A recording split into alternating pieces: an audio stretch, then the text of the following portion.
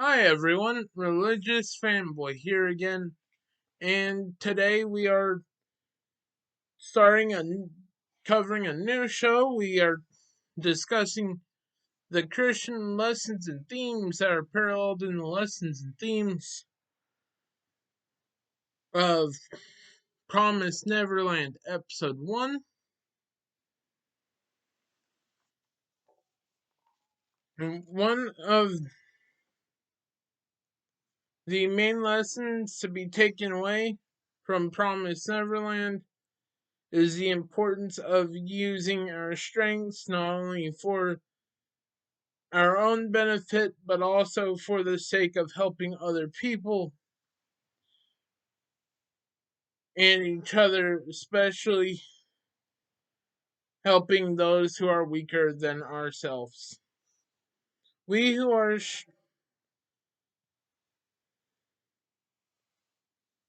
a Bible verse that states this message is in Romans chapter 5 verse 1,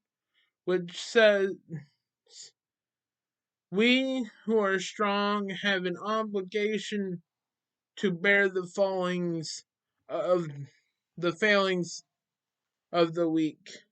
and not to please ourselves."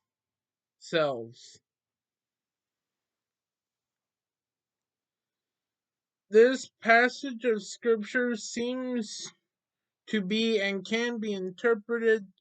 to be putting an emphasis on the importance of having and stewarding compassion towards others. This is a gift that Emma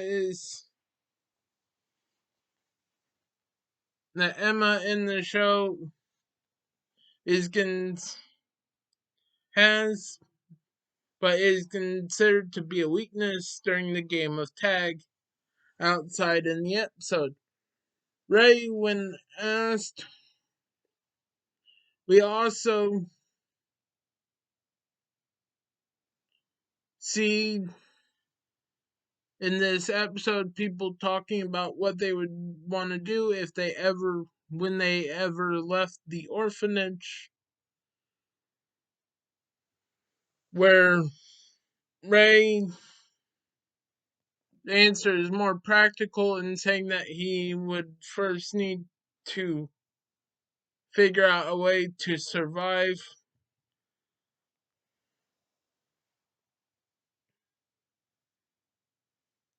where the other kids had mentioned topics such as wanting to travel and other hopeful aspirations.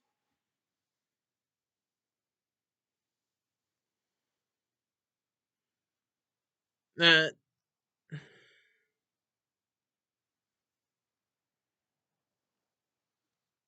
but the we see in this episode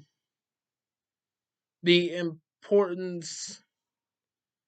and the gift of having a survivalist mindset will have to benefit them later on in the show with the sinister revelation behind the what is really happening to the children. There's spoilers implied. The hope is you would have watched the episode before we get into this video. But I don't recommend it to as wide of age range as I would for previous shows that we've covered and completed.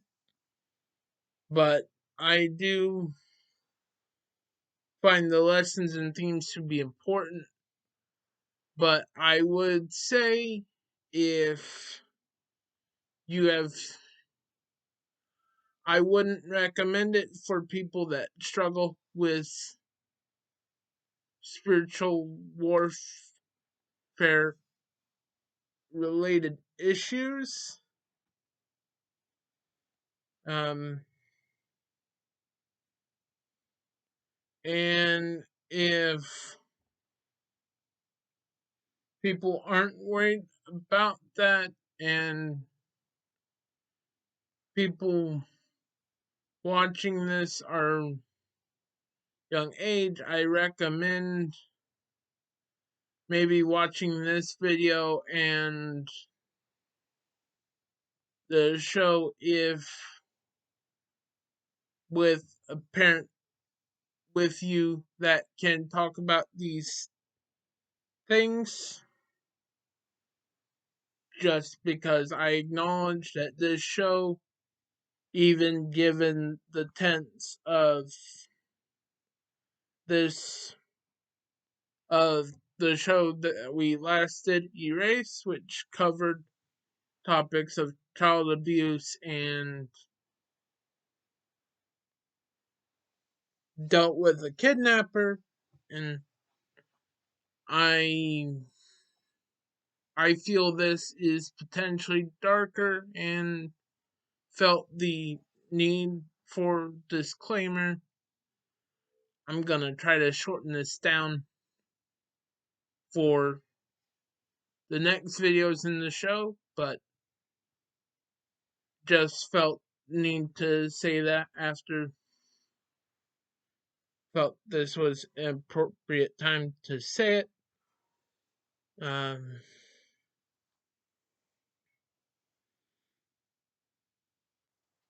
and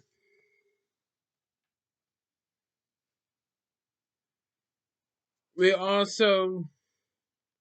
see in this episode the importance of giving each other strength and supporting each other with Emma and Norman after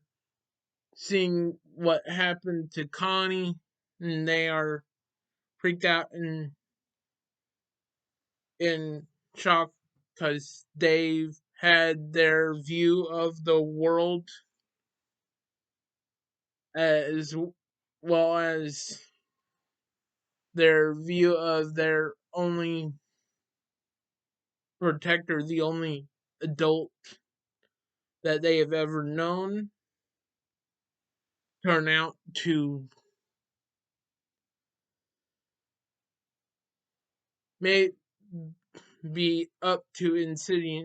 insidious actions as well as being involved in the actions of insidious people. We don't see the full extent of her involvement in this, as like we see the overarching idea, but we don't see her, we don't get full understanding of her until later in the show. But at least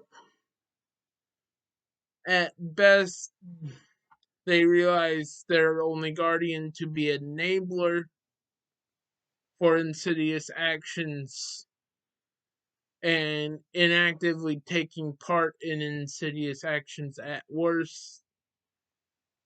And this is a bit of both, so they are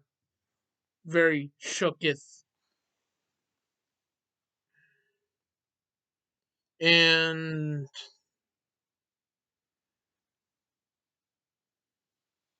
we can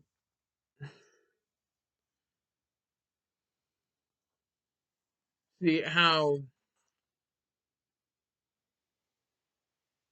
and one of the and we see in this how Norman has to be someone to show compassion to Emma, and they're able to have sympathy for each other because they experienced same traumatic event. and how we've talked about verses before, and we'll probably talk about them again with the passage of Ecclesiastes about the importance of having friends. And the text analysis moment in my research of lexicons that I felt that was interesting to talk about was one of the synonyms for the word obligation was affirmity and habit, which I found very interesting because it talked about the idea of an obligate, what is commonly translated to and mostly translated to, at least in the ESV, which is the translation that we read this passage out of, which used the word obligation, where in my personal testimony, especially of what I do here, the reason why I started talking about the Christian lessons and themes in anime, it and as well as a lot of my experiences with Bible reading in the past, relationship with that and with prayer, is at first it becomes an obligation, and with Satan the enemy trying to tell us lies and trying to prevent us from doing these things, it can feel like an obligation and a chore, but we also, with time of repeatedly doing that, these things become traits and natural instincts and gut reactions to things. Like with anime, I I dis I both indirectly and intentionally seek Christian lessons and themes in it because I view it as one of the ways that I worship and spend time with God is by seeking His teachings in the lessons and themes I experience when watching anime. And we see that even